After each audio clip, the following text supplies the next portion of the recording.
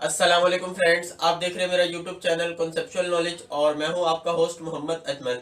Dear friends, आपको जैसे कि मालूम है कि 9th क्लास की सिंध टेक्स्ट बुक बोर्ड की जो न्यू बुक आई थी उसका जो हमने चैप्टर 1 जो है मैंने कंप्लीट डिटेल में सारे एक्सरसाइज के जो तमाम क्वेश्चन थे वो सारे सॉल्व करवा चुका हूँ। ठीक है, उन एक्सरसाइजेस का जो प्ले लिस्ट लिंक है वो मैं आपको डिस्क्रिप्शन में इस वीडियो के मिल जाएगा, वहां से आप वो एक्सरसाइजेस कंप्लीट देख सकते हैं।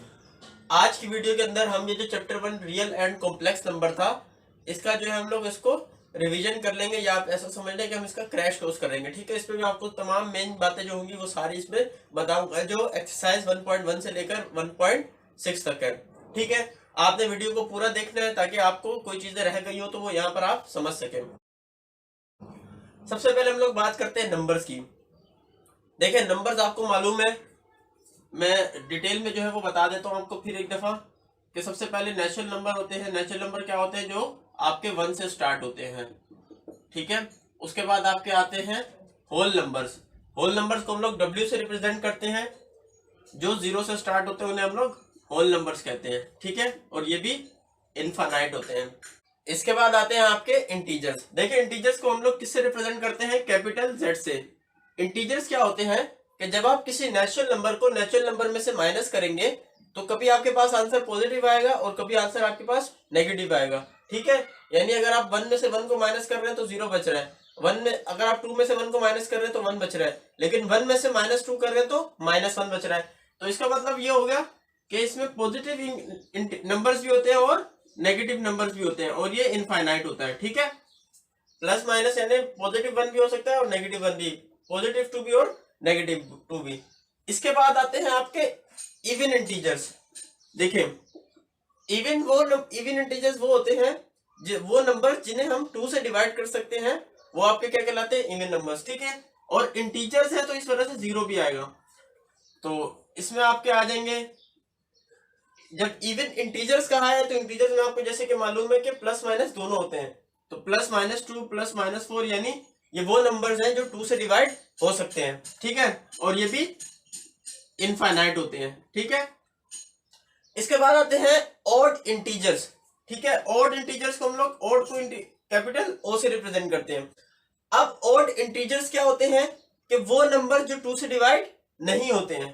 ठीक है, तो वो आपको मालूम, ऑड इंटीजर्स जो 2 से डिवाइड नहीं होते हैं हम लोग उन्हें ऑड इंटीजर्स कहते हैं। ठीक है, तो 1 है। अब इसमें भी इंटीजर्स कह रहा हूं तो प्लस माइनस दोनों आएंगे। ठीक है, जैसा कि आपको मालूम है कि इंटीजर्स में दोनों आते हैं। 1 हो गया, 3 हो गया, और ये भी इस तरीके से इनफाइनाइट होते हैं। आगे +5 हो गया, 7 हो गया, जो सिर्फ अपने जो 2 के टेबल से डिवाइड नहीं होते। उसके बाद आते हैं friends prime numbers. Prime numbers को हम लोग कैपिटल P से रिप्रेजेंट करते हैं। ठीक है, अब ये क्या होते हैं?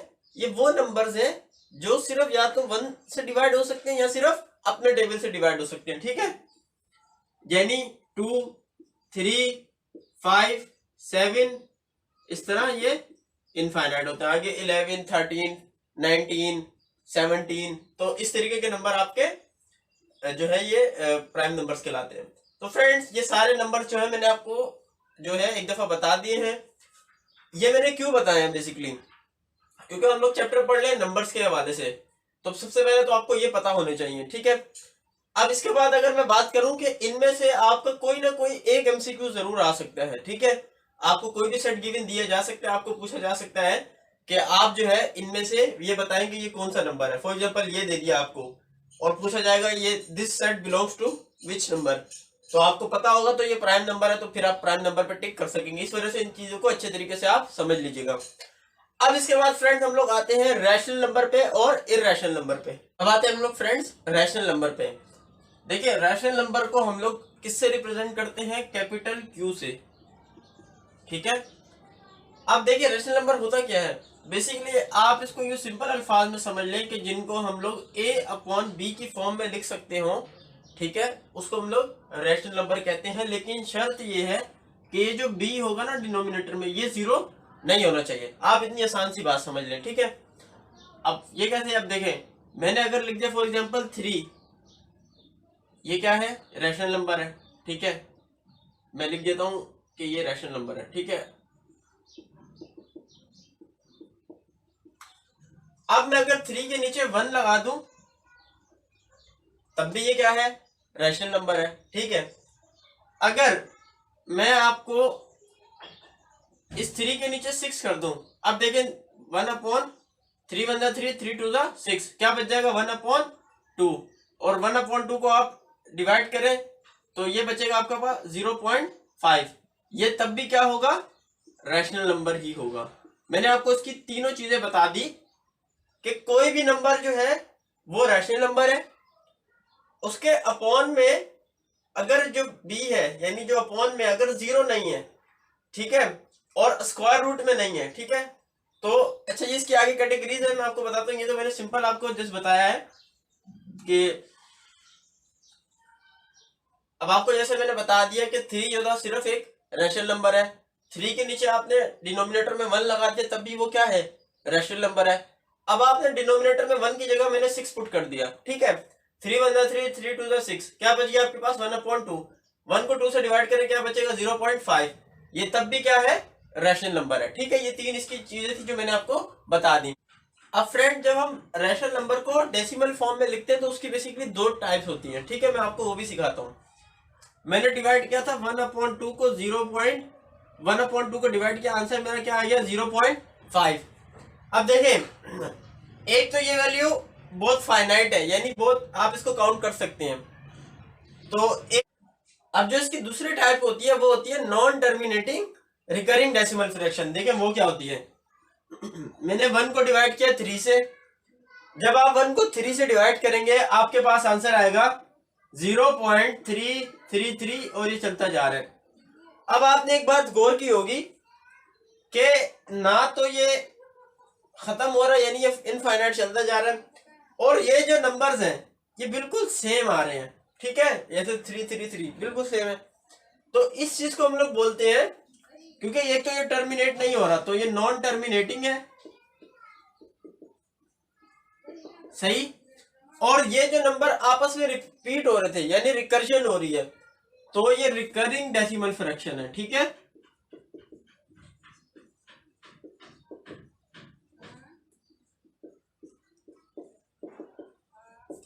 ठीक है फ्रेंड्स, आई होप कि ये चीज आप लोगों को समझ में आ गई होगी कि टर्मिनेटिंग डेसिमल फ्रैक्शन क्या होता है और non terminating recurring decimal fraction क्या होता है। तो ये सारी बात मैंने की थी अभी रैशनल नंबर की। अब हम बात करेंगे इर्रेशनल नंबर की। अब बात करते हैं हम लोग इर्रेशनल नंबर की। इर्रेशनल नंबर को हम लोग क्यू कॉम्प्लीमेंट से जो है वो रिप्रेजेंट करते हैं। अब देखें इसकी मैं आपको कुछ कैटेगरीज है वो बताता हूँ। फॉर एग्जाम्पल इसकी पहली चीज ये है कि अगर आपके पास स्क्वायर रूट हो और स्क्वायर रूट में आपके पास जो वैल्यू हो यानी n वो कोई भी प्राइम नंबर हो, तो ये हमेशा क्या होगा, इर्रेशनल नंबर होगा। फॉर एग्जाम्पल स्क्वायर रूट में आपके पास 3 है तो ये क्या है, इर्रेशनल नंबर है। ठीक है, क्या हो स्क्वायर रूट में आपके पास प्राइम नंबर हो तो वो हमेशा क्या होगा, इर्रेशनल नंबर। दूसरी चीज जैसे पाई है, पाई की वैल्यू आती है आपको मालूम है 3.22/7 होती है, और उसको आप डिवाइड करें तो 3.142, और वो इनफाइनाइट चलती जा रही होती है। ठीक है, तो वो भी क्या होती है, इर्रेशनल नंबर। तीसरी चीज इसकी मैं आपको एक बात बताऊं और वो ये होती है, तो देखें स्क्वायर रूट 6 जो है वो आप इसको सॉल्व करेंगे तो आपके पास आंसर आ जाएगा, यानी ये स्क्वायर रूट में ही रहेगा। तो इस स्क्वायर रूट 6 को जब आप स्क्वायर रूट 6 निकालेंगे तो आपके पास पॉइंट्स में जा रहा होगा जो इनफाइनाइट होगा, और तो जब आप इसको स्क्वायर रूट 6 का आप स्क्वायर रूट 6 निकालेंगे तो आपके पास इनफाइनाइट जो है वो पॉइंट्स में वैल्यूज आ रही होंगी। ठीक है, तो इस तरीके की जो आपके पास फ्रैक्शन गिवन होगा ये भी आपके पास क्या होता है, इर्रेशनल नंबर। अब हमने बात कर रहे हैं इर्रेशनल नंबर की। अब हम आते हैं इर्रेशनल नंबर को जब डेसिमल पॉइंट्स आ जाएं उसमें कैसे लिखते हैं हम।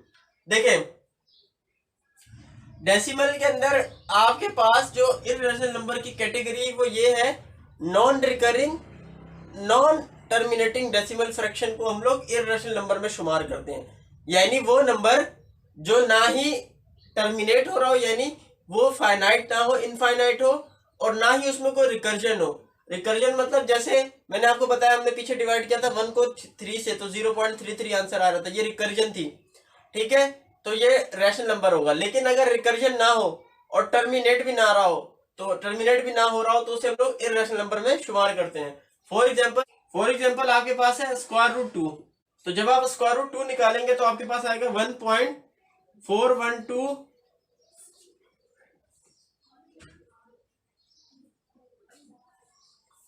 तो √2 का जब आप निकालेंगे तो आपके पास आएगा 1.41213, और ये चलता जा रहा है। अब आपने देखा कि एक तो ये नॉन टर्मिनेट है, यानी ये फाइनाइट नहीं है, इनफाइनाइट है, ठीक है। तो पहला आ गया कि ये नॉन टर्मिनेटिंग है। दूसरी चीज कि इसमें आप देखिए रिपीटेशन हो रही है, ये 4 1 2 1 3 ये सब अलग अलग अल्फाज हैं, कोई रिपीटेशन नहीं हो रही, कोई रिकर्जन नहीं हो रही। तो ये क्या है, नॉन रिकरिंग भी है, नॉन टर्मिनेटिंग और नॉन रिकरिंग डेसिमल फ्रैक्शन है आपके पास।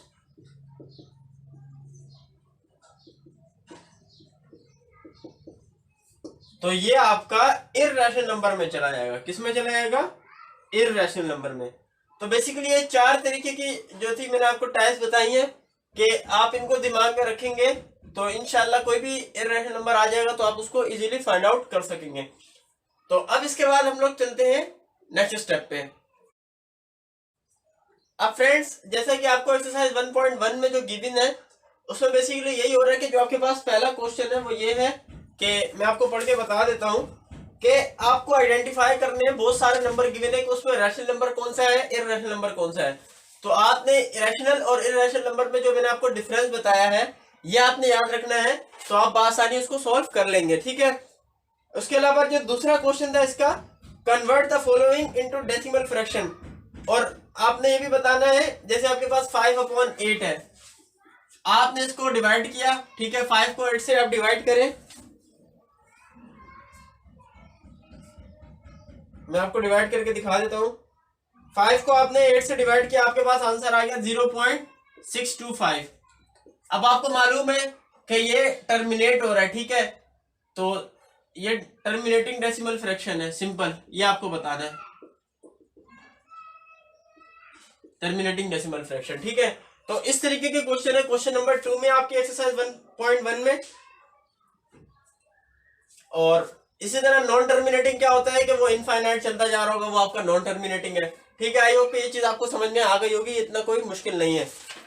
उसके बाद आते हैं हम लोग, तीसरा क्वेश्चन ये है कि आपको रैशनल नंबर्स को नंबर लाइन पे रिप्रेजेंट करना है, ठीक है। ये मैं आपको करके दिखा देता हूँ। आप फ्रेंड जो इसका क्वेश्चन था वो क्या था, आपने रैशनल नंबर को नंबर लाइन पे कैसे रिप्रेजेंट करते हैं। उसका पहला क्वेश्चन है आपका 8/10। आपने पहले 8 को 10 से डिवाइड किया, देखिए 8 को आप 10 से डिवाइड करेंगे तो आपके पास आंसर आएगा 0.8। आपने नंबर लाइन बना ली, यहां से स्टार्ट कर लेते हैं, ये 0 है, ये 0.2 है, ये 0.4 है, ये 0.6 है, ये 0.8 है, ये 1 है आपका, ठीक है। इसी तरीके से नेगेटिव पे भी आपने बना लेनी है, जैसे ये -0.2 है, ये -0.4 है, ये -0.6 है, ये -0.8 है, और ये आपकी -1 है। तो आपको मालूम है कि आपका नंबर 0.8 किस जगह आ रहा है, इस जगह आ रहा है, इस पॉइंट पे। तो बस ये आपने 8/10 लिख दिया, यहां पर आपका जो है इस पॉइंट पे आपका ये नंबर लाइन पे आ रहा है 0.8। तो ये सिंपल आपने नंबर लाइन ड्रॉ करनी थी, और इसमें कुछ भी नहीं करना। कोई भी सवाल आ जाए देखिए आप आसानी से कर लेंगे। तो अब इसके बाद जो क्वेश्चन नंबर 4 था आपके पास, नंबर 4 जो है इसका, इस एक्सरसाइज का, वो ये है, can you make a list of all rational numbers between 1 and 2। क्या आप 1 से लेकर 2 तक के दरमियान जितने भी इर्रेशनल नंबर्स हैं, क्या आप उनकी लिस्ट जो है वो बना, आपके पास जितने भी है रैशनल नंबर्स हैं, sorry, can you make a list of all rational numbers between 1 and 2, यानी 1 से लेकर 2 तक के दरमियान जितने भी रैशनल नंबर है क्या आप उनकी लिस्ट बना सकते हैं। तो देखिए इसके दरमियान इनफाइनाइट रैशनल नंबर्स आएंगे, ठीक है, जिसकी लिस्ट हम भी नहीं बना सकते हैं। तो आप लिख देंगे कि देयर आर तो आप इसका आंसर ये देंगे कि since there are infinite rational numbers between 1 and 2, ठीक है।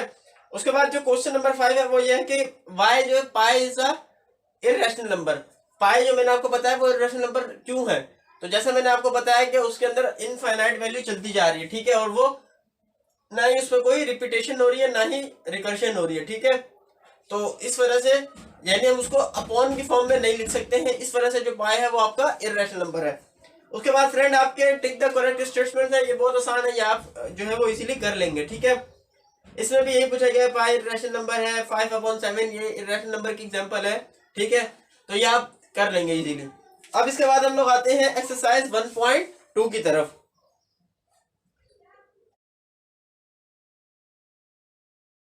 तो फ्रेंड्स अब हम पढ़ेंगे एक्सरसाइज 1.2। देखिए इसमें प्रॉपर्टीज की बात हो रही है, कम्यूटेटिव प्रॉपर्टी क्या होती है, एसोसिएटिव प्रॉपर्टी क्या होती है, इसके अलावा राइट डिस्ट्रीब्यूटिव प्रॉपर्टी क्या होती है, लेफ्ट डिस्ट्रीब्यूटिव प्रॉपर्टी क्या होती है, मल्टीप्लिकेटिव इनवर्स किसे कहते हैं, एडिटिव इनवर्स किसे कहते हैं। बेसिकली ये 5 चीजें जो हम इस एक्सरसाइज के अंदर पढ़ेंगे, ठीक है। तो अब ये जैसे आपके पास एक प्रॉपर्टी है, ये क्वेश्चन है 1/2, 2/3, 2/3 प्लस 1/2। आप देखेंगे क्या, इसे आपने मान लिया ये ए है, ये बी है, और अब देखें 1/2, 2/3 और बी ये रहा और ए ये रहा, यानी क्या बन रहा है, A plus B equals to B plus A.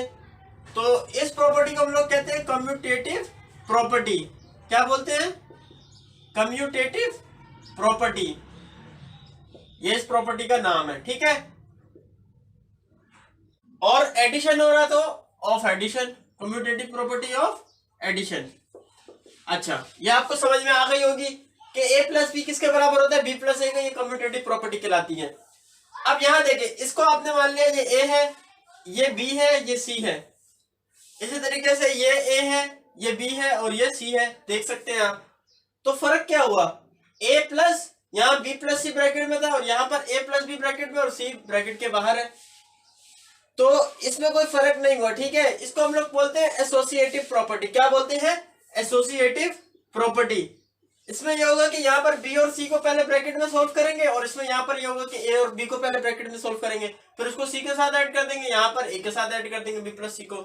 तो ये कहलाती है आपकी एसोसिएटिव प्रॉपर्टी, ठीक है। अब यहां देखिए ये एक अलग है, ठीक है, ये ए, ये बी, ये सी, ये ए, ये सी, ये ए, ये बी और ये सी। आपने एक चीज गौर करी कि यहां मल्टीप्लाई हो रहा है, ए सी के साथ भी हो रहा है और बी भी सी के साथ भी हो रहा है, ठीक है। तो इस प्रॉपर्टी को कहते हैं हम लोग डिस्ट्रीब्यूटिव प्रॉपर्टी, और ये राइट से हो रहा है तो right distributive property, right distributive property. Multiply क्या हो रहा है तो of multi, right distributive property of multiplication, ठीक है। और हम लोग ये मल्टीप्लीकेशन किसके ऊपर अप्लाई कर रहे हैं, एडिशन के ऊपर, तो ओवर एडिशन। तो ये इस तरीके का आपको जो पहला क्वेश्चन गिवन है इस एक्सरसाइज का, उसमें यही जो है आपके सवाल आ रहे हैं और इनको जस्ट सिंपल सोल्व करना है। तो मैंने आपको जैसे एक दफा रिव्यू करवा दिया कि कोई भी क्वेश्चन आ जाए, आपको प्रॉपर्टी पता होगी तो आप इजीली उसका बस नाम बता देना कि ये कौन सी प्रॉपर्टी। यहाँ पर ये एसोसिएटिव प्रॉपर्टी ऑफ एडिशन है, ठीक है। तो अब फ्रेंड आई होप ये चीज आपको समझ में आ गई होगी। तो अब हम जो इसका एडिटिव इनवर्स और मल्टीप्लिकेटिव इनवर्स होते हैं वो कैसे फाइंड आउट करते हैं वो बताऊंगा मैं आपको। तो अब हम बात करेंगे एडिटिव इनवर्स और मल्टीप्लिकेटिव इनवर्स की। देखिए एडिटिव इनवर्स क्या होता है, आपके पास कोई एक एडिटिव इनवर्स देखें क्या होता है कि फॉर एग्जांपल आपके पास ए है, उसके अंदर आपने माइनस ए को ऐड कर दिया, तो क्या होगा, ए प्लस माइनस माइनस माइनस ए हो जाएगा। ये देखें ए माइनस से कट जाएगा, 0 बच जाएगा आंसर। यानी एडिटिव इनवर्स वो होता है कि जो आपके पास वैल्यू हो, ठीक है, उसमें आप वो चीज ऐड करें, ठीक है, जो वैल्यू का जो साइन है उसका दूसरा साइन हो, ठीक है, ऑपोजिट साइन हो, आंसर आपका 0 आना चाहिए। कैसे देखिए, अब -7 है, इसमें मैं क्या ऐड करूंगा, मुझे इसको 0 बनाने कैसे बनेगा, +7 ऐड कर दूंगा तो क्या हो जाएगा आंसर मेरा 0, क्योंकि ये -7 + 7 कट जाएगा। तो बस ये आपको निकालना था। अब इसका एडिटिव इनवर्स क्या निकला है, 7 हमने ऐड किया है, तो ये इसका एडिटिव इनवर्स है, ठीक है। मैंने -7 में क्या ऐड किया था, +7, तो जो चीज ऐड की जाएगी वो एडिटिव इनवर्स होगा। फॉर एग्जांपल ये 7 होता तो मैं इसमें ऐड क्या करता, -7, तो -7 इसका एडिटिव इनवर्स होता। अब बात करते हैं अब बात करते हैं मल्टीप्लिकेटिव इनवर्स की। मल्टीप्लिकेटिव इनवर्स क्या होता है कि आपके पास कोई वैल्यू हो, आप उसका रेसिप्रोकल कर दें। रेसिप्रोकल करने से क्या होगा कि वो उससे कट जाएगा और आंसर आपका 1 बच जाएगा। यानी आपको आंसर 1 लाना है, बस ये याद रख लें। -7 है, इसका आंसर मुझे 1 लाने, कैसे लाऊंगा? इसको मैंने रेसिप्रोकल ले लिया तो 1/-7 हो जाएगा। -7 से -7 कट जाएगा, आंसर क्या आएगा? 1। तो इसका जो मल्टीप्लिकेटिव इनवर्स होगा वो क्या होगा? 1/-7। ठीक है, ये इसका मल्टीप्लिकेटिव इनवर्स होगा। तो आई होप कि ये चीज आप लोग को समझ में आ गई होगी कि एडिटिव इनवर्स क्या होता है और मल्टीप्लिकेटिव इनवर्स क्या होता है। तो फ्रेंड्स, बाकी जो इस एक्सरसाइज के क्वेश्चन है उसमें कुछ fill in the blanks type के हैं क्वेश्चन, ठीक है, तो वो बआसानी आप लोग खुद भी कर सकते हैं, ठीक है। तो ये मेन 5 चीजें थी जो मैंने आप लोग को बता दी इस एक्सरसाइज की, ठीक है, और एक एक इनका पार्ट भी आपको करवा दिया। तो फ्रेंड, अब हम मूव होते हैं एक्सरसाइज 1.3 की तरफ।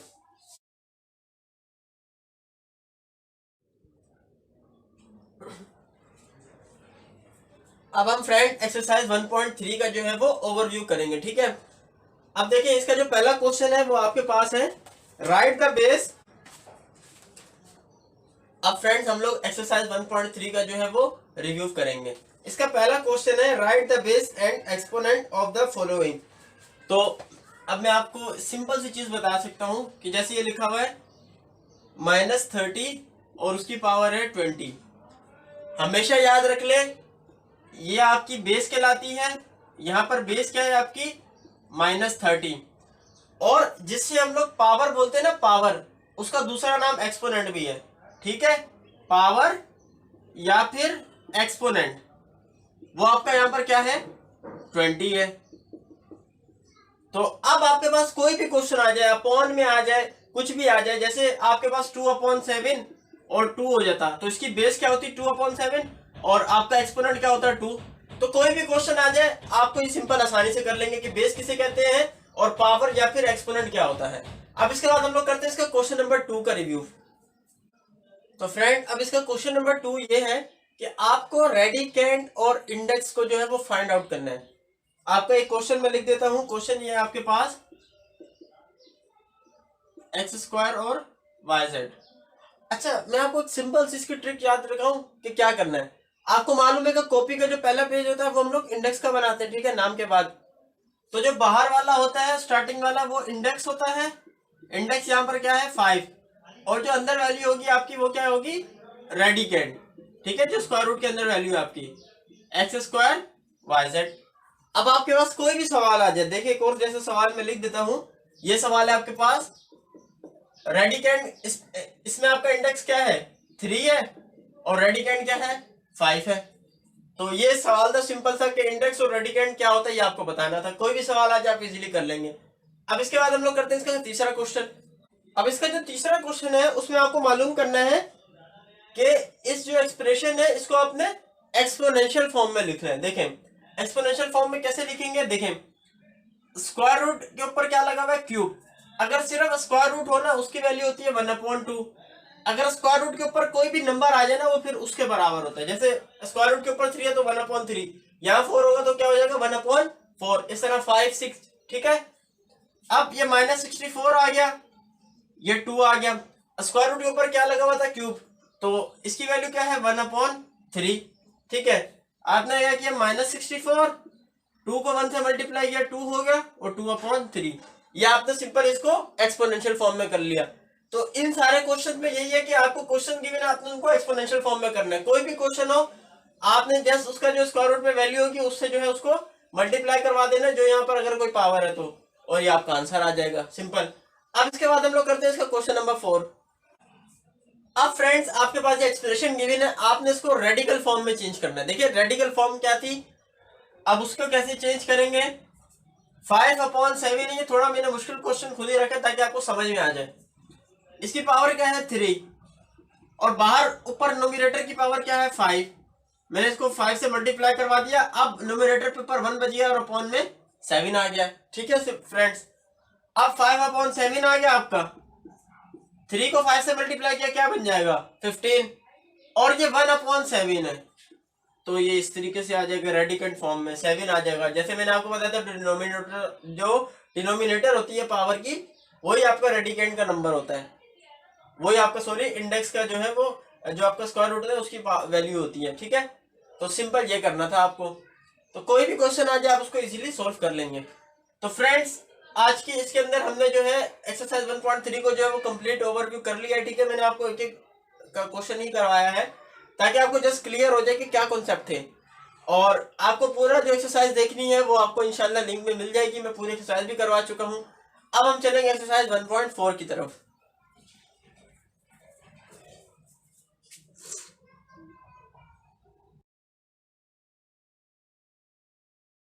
अब फ्रेंड हम रिव्यू करेंगे एक्सरसाइज 1.4 का।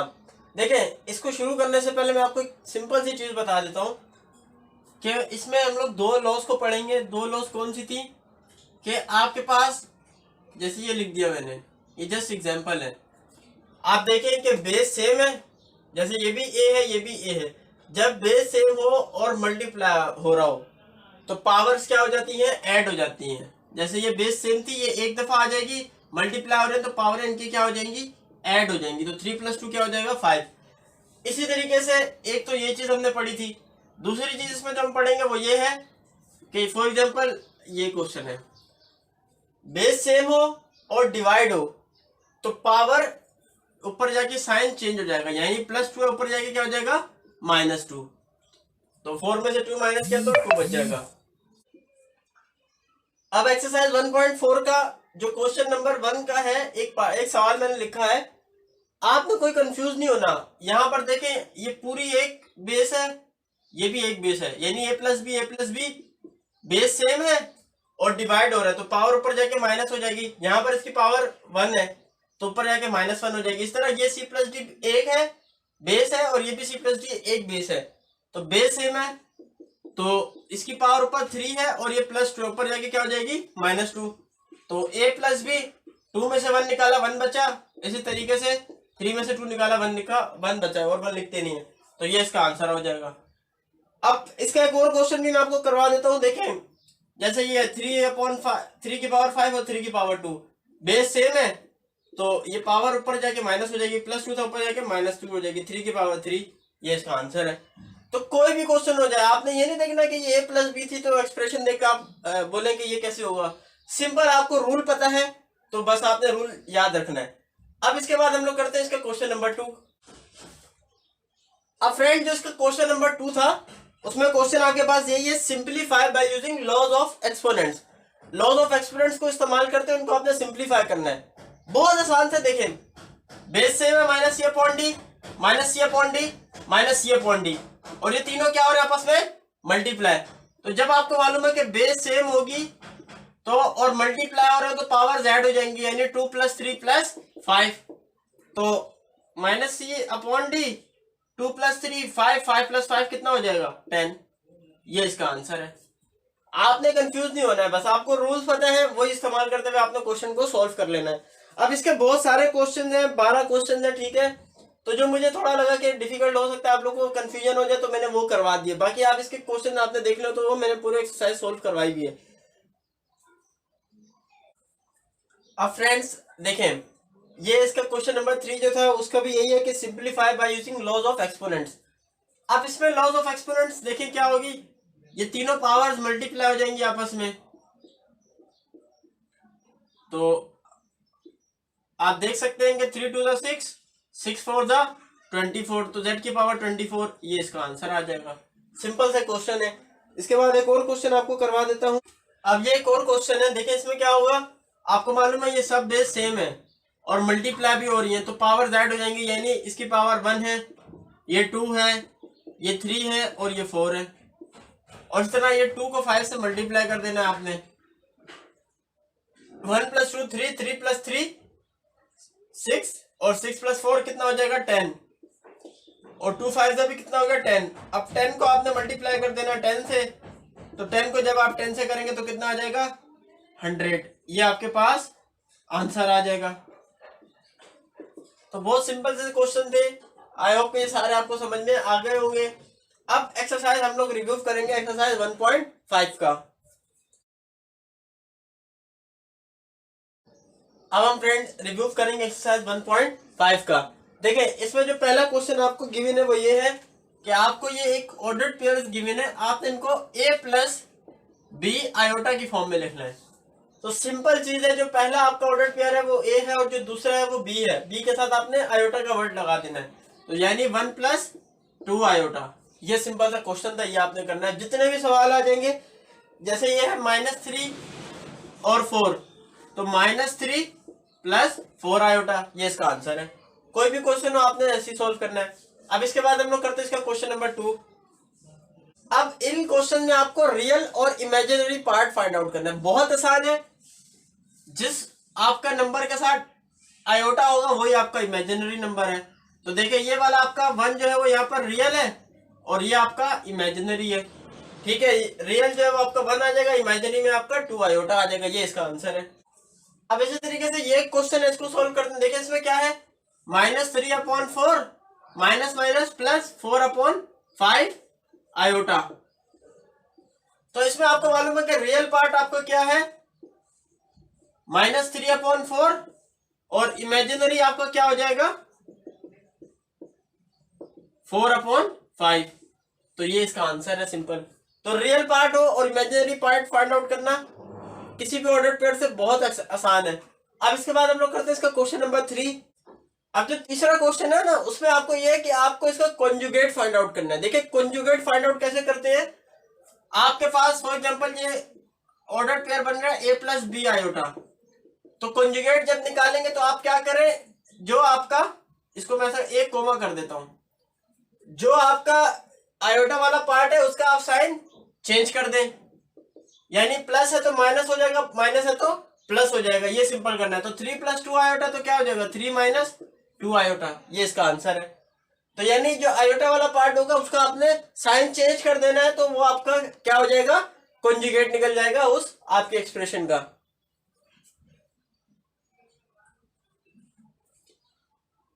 तो जब आप आयोटा का जो साइन चेंज कर देंगे, आयोटा वाले जो आपका नंबर है, तो वो जो है आपका कॉम्प्लेक्स, उस कॉम्प्लेक्स नंबर का आपका कॉन्जुगेट फाइंड आउट हो जाएगा, ठीक है।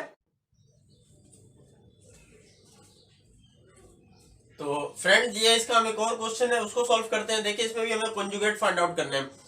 तो कैसे करेंगे, सबसे पहले ये -3/4 आ गया, प्लस माइनस माइनस हो जाएगा 4/5 आयोटा, ठीक है।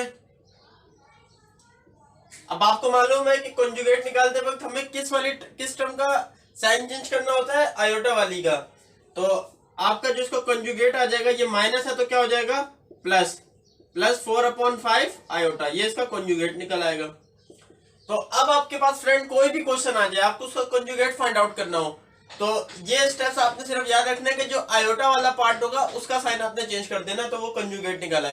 अब फ्रेंड ये जो इसका क्वेश्चन नंबर 4 है, इसमें क्या करना है कि आपको एक ये कॉम्प्लेक्स नंबर गिवन है, आपने उसका कॉन्जुगेट लेना है, फिर उसका कॉन्जुगेट लेना है, और ये बताना है कि जो आंसर आएगा ना इसका, वो वही कॉम्प्लेक्स नंबर होना चाहिए। अब देखते हैं कैसे। सबसे पहले इसको मैंने z सपोज कर लिया, ठीक है,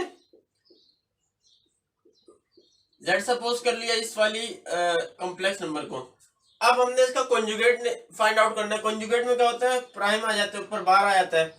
कॉन्जुगेट कैसे निकालते हैं, आपको मालूम है कि जो आपकी आयोटा वाली टर्म है उसका साइन आप चेंज कर दो, तो इसका साइन आप चेंज कर देंगे तो ये हो जाएगा -9/10 आयोटा, ठीक है। ये आपने कॉन्जुगेट निकाल लिया। अब क्या कहा जा रहा है कि कॉन्जुगेट जो निकाला फिर उसका कॉन्जुगेट निकाल, उसके ऊपर जो है बार लगाओ, यानी उसका फिर कॉन्जुगेट निकाला हमने, तो क्या होगा कि ये माइनस था, अब ये क्या हो जाएगा प्लस हो जाएगा, क्योंकि आयोटा वाली टर्म है। और अब आप देखें तो वापस ये वही सवाल बन रहा है, यानी z बन रहा है आपके पास।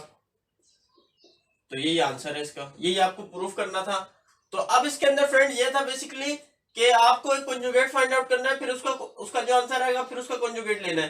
तो वो जो उसका आंसर जब आएगा तो वो हकीकत में वही कॉम्प्लेक्स नंबर होगा जो आपके पास क्वेश्चन था। ये चीज आपको प्रूफ करनी थी, वेरीफाई करनी थी।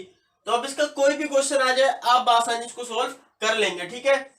अब इसके बाद हम लोग करेंगे इस एक्सरसाइज का क्वेश्चन नंबर 5। ये इसका फ्रेंड क्वेश्चन नंबर 5 जो लास्ट क्वेश्चन है इस एक्सरसाइज का, इसका भी हम एक सवाल करते हैं, ठीक है। अब आपके अंदर आपको जो है इसमें x और y की जो है वो वैल्यू फाइंड आउट करनी है, ठीक है।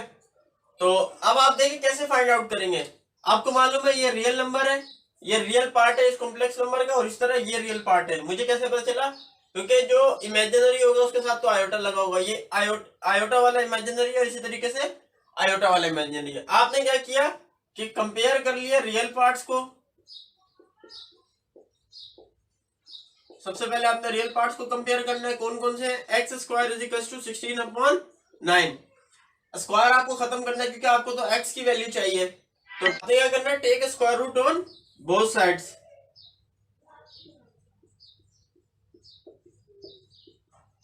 ठीक है, उससे क्या होगा कि ये स्क्वायर के ऊपर स्क्वायर रूट आ जाएगा तो स्क्वायर से स्क्वायर रूट कट जाएगा और 16/9 के ऊपर भी आपका स्क्वायर रूट आ गया। तो x की वैल्यू आ गई। 16 किसका स्क्वायर रूट होता है आपको मालूम है? 4 का। तो जब स्क्वायर रूट हटता है तो प्लस माइनस दोनों आता है और 9 किसका स्क्वायर रूट होता है? 3 का। तो ये x की वैल्यू आ गई। अब y की वैल्यू कैसे निकालते हैं? अब यहां पर आपने कंपेयर कर लेना है इमेजिनरी पार्ट्स को।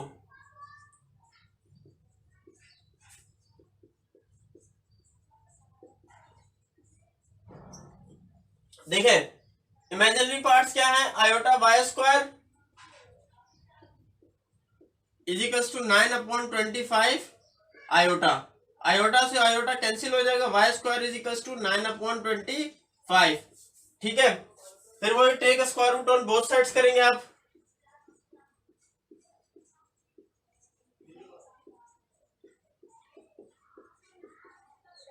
तो क्या होगा कि वाई स्क्वायर के ऊपर भी स्क्वायर रूट आ जाएगा और 9/25 के ऊपर भी स्क्वायर रूट आ जाएगा। स्क्वायर से स्क्वायर रूट कैंसिल। 9 किसका स्क्वायर रूट होता है आपको मालूम है? 3 का। और 25 किसका स्क्वायर रूट होता है? 5 का। तो x की वैल्यू आ गई आपकी प्लस माइनस 4/3 और y की वैल्यू आ गई आपके पास प्लस माइनस 3/5। तो ये इसका आंसर हो जाएगा। तो फ्रेंड अब हमने एक्सरसाइज 1.5 का रिव्यू कंप्लीट कर लिया है। होप ये समझ में आ गए होंगे आपको इसके क्वेश्चन। अब करेंगे हम एक्सरसाइज 1.6। ये है फ्रेंड एक्सरसाइज 1.6, इस चैप्टर की लास्ट एक्सरसाइज है और बहुत इंपॉर्टेंट है। ठीक है, इसमें से जो है इंशाल्लाह आपके क्वेश्चन जरूर आएंगे पेपर में, तो इसको अच्छी तरीके से आप कर लीजिएगा। ठीक है, इसके 4 फॉर्मूलाज हैं इस एक्सरसाइज में जो यूज होंगे। a, b plus c, d, यानी आपके पास इनको अपने एडिशन का परफॉर्म करना कैसे करेंगे? आप a को c के साथ ऐड करते हैं, b को d के साथ ऐड करते हैं। ठीक है, इस तरह माइनस में a को माइनस करते हैं c से और b को माइनस करते हैं d से। इस तरह मल्टीप्लाई में क्या करना है आपने? a, b, c, d। ठीक है, तो इसका फॉर्मूला है ए सी, यानी a और c को आपस में मल्टीप्लाई करो, माइनस बी डी, यानी फिर b और d को आपस में मल्टीप्लाई करो। ठीक है, ए सी का जो आंसर आएगा उसको माइनस कर दो बी डी के आंसर से। फिर a d plus b c. ठीक है, यानी ए और डी को आपस में मल्टीप्लाई करो, फिर बी और सी को आपस में मल्टीप्लाई करो, दोनों के आंसर को आपस में ऐड कर दो। फिर इसका जो चौथा फॉर्मूला है डिवाइड का, वो ये है a, b divide by c, d। तो इसमें क्या करना है आपने? A C plus B D upon C square plus D square, comma B C minus A D upon C square plus D square. ठीक है, ये डिवाइड का फॉर्मूला था। तो फ्रेंड्स अब इन चार ऑपरेशंस के मैं आपको एक एक क्वेश्चन करवा देता हूं ताकि आपको ये चीज अच्छे तरीके से समझ में आ सके। तो पहला क्वेश्चन है आपके पास, मैं अपॉन वाला करवा रहा हूं एक। ठीक है, 3/2, 2/3 प्लस 2/3 कोमा 3/2। अब हम इसको सोल्व करते हैं। तो फ्रेंड्स ये इसका क्वेश्चन मैंने लिख दिया है। अब देखें मैंने ये अपॉन वाला क्यों लिखा, ताकि अपॉन वाला अगर आप समझ लेंगे तो इजी वाला तो आप खुद ही कर लेंगे। ठीक है, अपॉन वाला कैसे करेंगे? प्लस का ऑपरेटर है तो यानी a plus c b plus d, ये फर्स्ट वाला फॉर्मूला लग रहा है। तो a आपका ये है और c आपका ये है, तो 3/2 प्लस 2/3। इसी तरीके से 2/3 प्लस 3/2 आपने ऐड कर दिया। अब एलसीएम लेंगे क्योंकि बीच में प्लस है, 2 और 3 का एलसीएम लेंगे आप, तो 2 1 जा 2, ये 3 जो है वो तो नहीं आता 2 के टेबल में, 3 1 जा 3, 2 3 जा 6, 6 आ जाएगा। अब 2 के टेबल में 6 कब आता है? आपको मालूम है ना, डिनोमिनेटर से देखा जाता है। 2 के टेबल में 6 कब आता है? 3 से, तो वो पर मल्टीप्लाई हो जाएगा। इसी तरह 3 के टेबल में 6 कब आता है? 2 से, तो वो पर मल्टीप्लाई हो जाएगा। 3 3 जा 9, 9 प्लस 2 2 जा 4। इसी तरीके से इसका भी एलसीएम 6 आएगा। 3 के टेबल में 6 कब आता है? 2 से, और 2 के टेबल में 6 कब आता है? 3 से, तो 2 2 ज़ा 4, 3 3 ज़ा 9, तो 9 प्लस 4 कितना हो जाएगा 13/6, और 9 प्लस 4 कितना हो जाएगा 13/6। ये इसका आंसर हो जाएगा। तो फ्रेंड्स आई होप कि ये चीज आपको अच्छे तरीके से समझ में आ गई होगी। अब आपके पास प्लस ऑर्डर्ड पेयर्स को प्लस करने वाला कोई भी क्वेश्चन आ जाए, आप बासानी उसको मिनटों में सॉल्व कर लेंगे। आपको ये फॉर्मूला याद रखना है, ठीक है। अब हम इसका करते हैं क्वेश्चन नंबर 2। यह है फ्रेंड इसका क्वेश्चन नंबर 2, ठीक है। अब इससे हमने बेसिकली क्या है, आपको मालूम हो रहा होगा कि यहाँ पर माइनस करना है।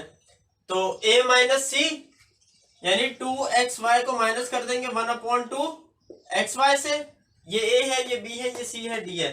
तो a माइनस सी और b minus D, 5y² minus 6y², ठीक है। अब देखिए यहां पर 2 के नीचे कुछ भी नहीं है, तो सपोज कर लियो यहाँ 1 है, ठीक है। अब प्लस या माइनस अगर दो टर्म्स के दरमियान में आ जाए तो हमेशा क्या लिया जाता है, एलसीएम। ये आपको अच्छे तरीके से पता है। तो 2 और 1 का एलसीएम लेंगे तो 2 आएगा। अब 1 के टेबल में 2 कब आता है, 1 के टेबल में 2 कब आता है 2 से, तो ये 2 ऊपर मल्टीप्लाई हो जाएगा। 2 के टेबल में 2 कब आता है 1 से, तो वो ऊपर मल्टीप्लाई हो जाएगा। अब 2 2 दा 4, 4xy, और 1 1 दा 1 यानी xy आ गया। इधर 5 में से आपने ये, क्योंकि ये भी 5y² है, ये भी 6y² है, तो y² सेम है, सर से 5 में से आपने 6 को माइनस कर दिया। जो इनके कोफिशिएंट है वो माइनस हो सकते हैं, तो 5 में से 6 को माइनस किया तो -1 बचेगा, यानी -y², ठीक है। और 4xy में से आपने xy माइनस किया, यहाँ पर इसका कोफिशिएंट 1 है, तो 4 में से 1 माइनस कर दिया तो 3 बच जाएगा, 3xy/2 माइनस y²। ये इसका आंसर आ जाएगा। तो फ्रेंड अब आपके पास माइनस वाला या प्लस वाला कोई भी सवाल आ जाए, ऑर्डर्ड पेयर्स को प्लस करने वाला या माइनस करने वाला, आप उसको बआसानी जो है वो सॉल्व कर लेंगे, ठीक है। कोई भी क्वेश्चन हो, ये तो मैं देख रहा हूँ कि जो मुश्किल मुश्किल मुझे लग रहा है कि ये आ सकते हैं, तो मैं वो आपको वो करवा रहा हूँ, ठीक है। इसके अलावा भी अगर कोई आ जाए तो आप एक्सरसाइज तो मैंने ऑलरेडी पूरी करवाई है, ठीक है, लेकिन आपको जस्ट पैटर्न पता होना चाहिए, ठीक है। आप इसकी प्रैक्टिस कर लें तो आप कोई भी क्वेश्चन हो वो कर लेंगे। अब हम करेंगे इसके क्वेश्चन नंबर 3, जिसमें हम लोग मल्टीप्लाई कर रहे होंगे। एक मल्टीप्लाई का क्वेश्चन, ठीक है। यहाँ पर आपको मालूम है दो ऑर्डर्ड पेयर आपस में मल्टीप्लाई हो रहे हैं, ठीक है। और मुझे लगा ये इंपॉर्टेंट क्वेश्चन है मल्टीप्लाई के हवाले से, क्योंकि काफी मुश्किल सवाल लग रहा है देखने में, ठीक है। और ये प्रोबेबली है कि ये आ सकता है, ठीक है, पेपर्स में। तो आपको मालूम है मल्टीप्लाई का फॉर्मूला क्या है, ए सी माइनस बी डी। देखें ए ये है, बी ये है, सी ये है, डी ये है। ए को आपने सी से मल्टीप्लाई कर देना, ठीक है, यानी √3/2 को आपने मल्टीप्लाई कर दिया किससे, 2 √3/4 से। ये हो गया ए सी। फिर है माइनस बी डी। बी क्या है आपके पास, √6/√2। इसको आपने मल्टीप्लाई कर देना है 2 √3 से /2 √2। अच्छा a c minus b d, फिर है a d plus b c. अच्छा यहां मैं इसको, यहाँ जो जगह नहीं है मैं इस वजह से यहाँ नीचे स्टेप करके लिख रहा हूँ, ठीक है, ताकि ये आपको समझ में आ सके सवाल हो कैसे रहा है।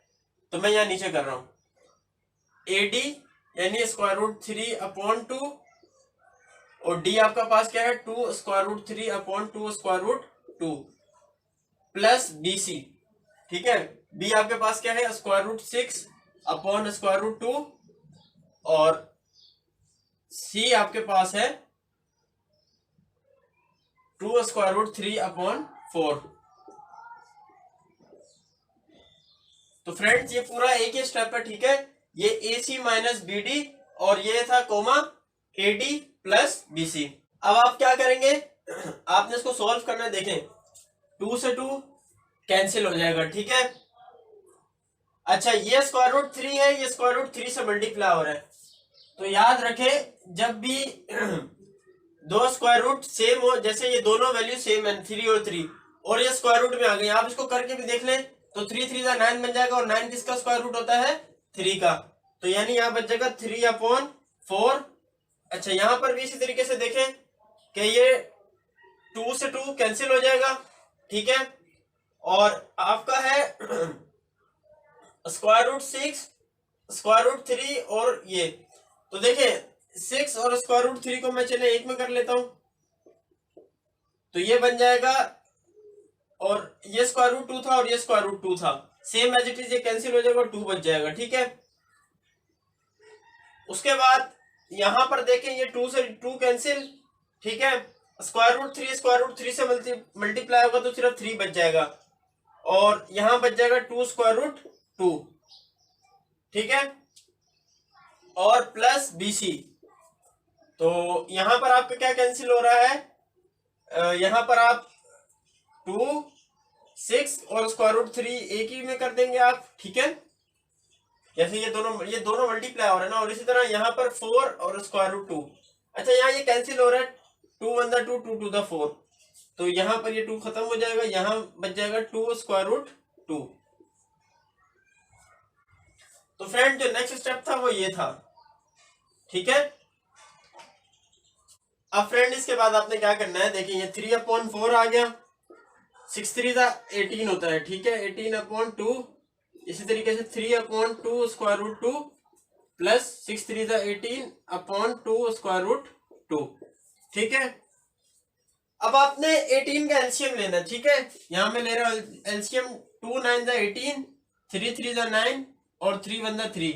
आपको मालूम है कि ना, जो पेयर बनता है वो बाहर आ जाता है और जो सिंगल रह जाता है वो स्क्वायर रूट के अंदर आ जाता है, यानी 3/4 माइनस 2 स्क्वायर रूट 3/2, तो ये 2 से 2 कैंसिल हो जाएगा।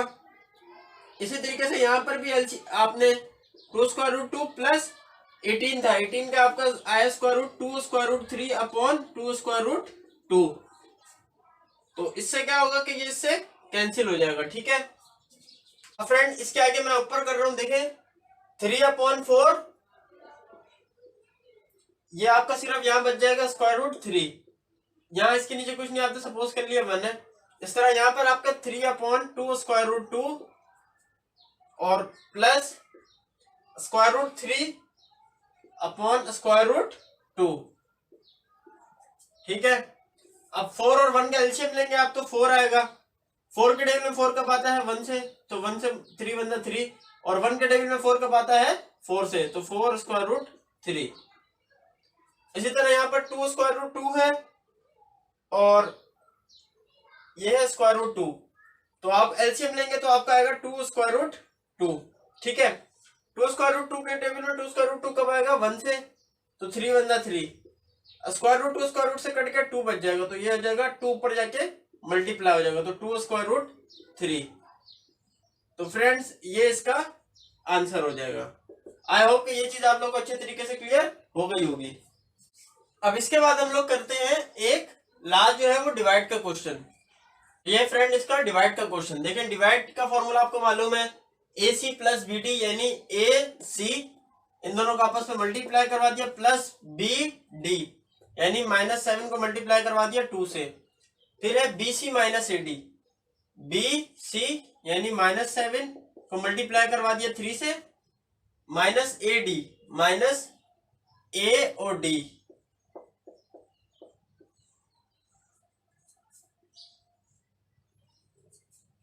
ठीक है, upon C square plus D square, यानी C क्या है आपका 3 है, 3 का स्क्वायर, और D क्या है 2, 2 का स्क्वायर, यहां भी यही आ जाएगा C का स्क्वायर और D का स्क्वायर। 3 3 9 प्लस माइनस माइनस 7 2 14, 3 का स्क्वायर किया आपने क्या हो जाएगा 9, 2 का स्क्वायर किया 4, इसी तरह -7 3 21 माइनस 3 2 6 अपॉन 3 का स्क्वायर 9 हो जाएगा अगेन, और 2 का स्क्वायर 4 हो जाएगा। 9 में से 14 निकाला, -5 बचा, 9 प्लस 4 कितना हो जाएगा 13, -21 और -6 कितना हो जाएगा -27 अपॉन 13। तो फ्रेंड्स ये इसका आंसर आ जाएगा। तो अब आपके पास डिवाइड का कोई भी क्वेश्चन हो, आप उसको आसानी जो है इस फॉर्मूले के तहत सॉल्व कर लेंगे। तो अब फ्रेंड हम लोग करते हैं, हमने देखे ये डिवाइड के ये चारों जो फॉर्मूलाज थे इन चारों को सॉल्व कर लिया है, आपको ये समझ में आपको आ गए होंगे। अब हम फ्रेंड करते हैं इसका क्वेश्चन नंबर 2। ठीक है फ्रेंड्स, अब इस क्वेश्चन में आपने क्या करना है कि आपको ये क्वेश्चन गिवन है, आपने इसको सॉल्व करना है और a प्लस आयोटा b या b आयोटा की फॉर्म में इसको लिखना था। ठीक है, बहुत आसान है, क्या करेंगे देखिए -1 अपॉन 1 प्लस आयोटा। अब हम इसकी क्या करेंगे, रैशनलाइजिंग। रैशनलाइजिंग क्या होती है कि जो डिनोमिनेटर में आता है आप उसको उसी को मल्टीप्लाई करते हो और उसी को डिवाइड करते हो, लेकिन साइन चेंज कर देते हो। ठीक है, ये प्लस है, ये क्या हो जाएगा माइनस। ठीक है, ये करना होता है रैशनलाइजिंग में। अब -1 को किससे मल्टीप्लाई कर दिया, 1 माइनस आयोटा से, और इसी तरीके से 1 प्लस आयोटा और 1 माइनस आयोटा। ठीक है, -1 को 1 से किया तो कितना हो जाएगा, -1, minus minus plus iota, 1 plus iota 1 minus iota, यानी फॉर्मूला लग रहा है a plus b a minus b किसके बराबर होता है, ए स्क्वायर, यानी a आपका यहाँ 1 है और b क्या है आपका आयोटा, ए स्क्वायर माइनस बी स्क्वायर। तो -1 प्लस आयोटा, 1 का स्क्वायर 1 हो गया, आयोटा का स्क्वायर आयोटा स्क्वायर आ गया। मैं यहाँ सोल्व कर रहा हूँ इसके आगे, -1 प्लस आयोटा 1 माइनस आयोटा का स्क्वायर किसके बराबर होता है, आपको मालूम होगा, आयोटा स्क्वायर किसके बराबर होता है, -1 के। तो -1 plus iota, minus minus plus 1, -1 plus iota, 1 plus 1 कितना हो जाएगा 2। अब आपने इसको a प्लस बी आयोटा की फॉर्म में कैसे लिखेंगे, -1/2, ये आपका a की फॉर्म में हो गया, और इमेजिनरी फॉर्म में क्या हो जाएगा 1/2 आयोटा। ठीक है, a प्लस बी आयोटा की फॉर्म में लिख दिया, इसको हमने दो हिस्सों में तोड़ दिया। ठीक है, ये इसका आंसर हो जाएगा। तो फ्रेंड आई होप कि यह चीज आपको समझ में आ गई होगी। अब इसके बाद जो क्वेश्चन नंबर 3 और 4 है वो वेरीफाई करने वाले हैं। ठीक है फ्रेंड, वो मैं ऑलरेडी पूरा करवा चुका हूं, तो वो वहां से भी आप लोग देख सकते हैं। ठीक है, जैसे Z1 प्लस Z2 है, इसका आपने जो है वो कॉन्जुगेट लेना है, इस तरह Z1 और Z2 का कॉन्जुगेट लेना है। ठीक है, तो दोनों का आंसर सेम आ रहा होगा। ठीक है, तो ये बहुत आसान सवाल है। तो आज की इस लेक्चर में हमने क्रैश कोर्स के अंदर और रिव्यू एक्सरसाइज में पूरी कंप्लीट सॉल्व करवा चुका हूं। ठीक है, तो क्रैश कोर्स के अंदर हमने आज जो चैप्टर नंबर 1 था, रियल एंड कॉम्प्लेक्स नंबर, उसकी एक्सरसाइज 1.1 से लेकर 1.6 तक मैंने आपको जितने मुझे लगा कि इंपॉर्टेंट सवाल हो सकते हैं वो मैंने करवाए हैं। ठीक है, और आपको तकरीबन हर जो पार्ट है क्वेश्चन का उसमें से एक ने क्वेश्चन करवाया ताकि आपका रिव्यू हो जाए। ठीक है फ्रेंड, तो मिलते हैं नेक्स्ट वीडियो में, इजाजत दीजिए, अल्लाह हाफिज। लेकिन इस वीडियो के आखिर में मुझे आप लोग फीडबैक जरूर दे दीजिएगा कि सर आपने जो क्रैश कोर्स करवाया है इसमें अगर कोई जो है आपके ख्याल में मुझे और कुछ ऐड करने की जरूरत हो तो आप मुझे प्लीज कमेंट्स में जरूर बताइएगा ताकि मैं उन चीजों को ऐड कर सकूं। ठीक है, और जो आइंदा इसके बाद नेक्स्ट लेक्चर है लॉगरिथम्स का, उसका जब मैं क्रैश कोर्स बना रहा हूं तो उसके लिए भी मैं उसमें ऐड कर सकूं। तो इजाजत दीजिए, मिलते हैं नेक्स्ट वीडियो में, अपना बहुत बहुत ख्याल रखिएगा, अल्लाह हाफिज।